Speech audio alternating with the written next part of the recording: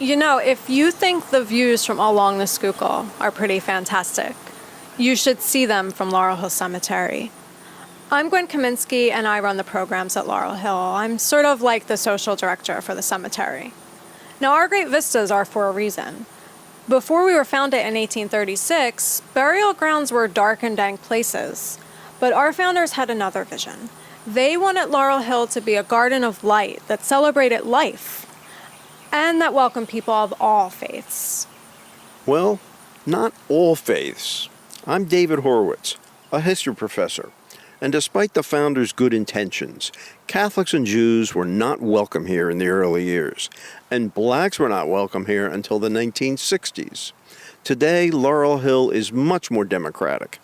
The famous are here, the not so famous. One of the most famous is General George Gordon Meade, who won the Battle of Gettysburg and prevented General Lee from attacking Philadelphia. Meade's monument is just a simple white marble headstone with his birth dates, his death dates, and nothing more. And just across from where I am going to be buried is a large granite microphone commemorating a modern-day Philadelphia legend. The Philadelphia Phillies are 2008 World Champions of Baseball. The man under the microphone monument is Harry Callis, the broadcaster who gave generations of Philadelphia fans high hopes.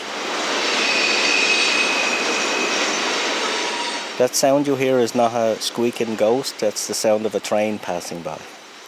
I know that's not a ghost because I've been here since 1985. I'm Bill Doran, the superintendent. I take care of the grounds. People ask me, have I ever been spooked by ghosts? I say no. No, it's not the dead you need to worry about, it's the living.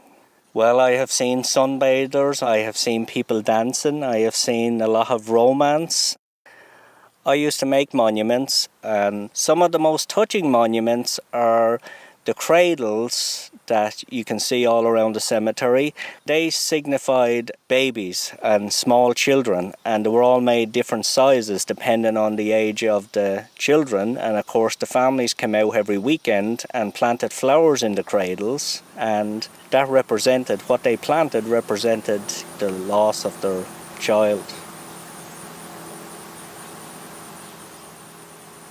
4. I'm John Madsen, and that's my 7-year-old grandson, Tony. And he has been chasing wiffle golf balls around Laurel Hill since he was 3 years old. But now, he says he chases other things around the tombstones. Ghost. I chase ghost, and I'm not afraid of dumb ghost.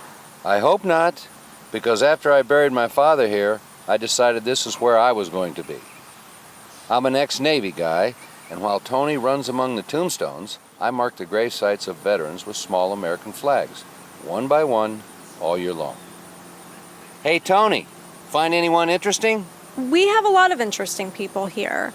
In addition to our 75,000 permanent residents, people come here to ride their bikes, take tours, walk their dogs, paint, photograph, picnic, and simply enjoy living.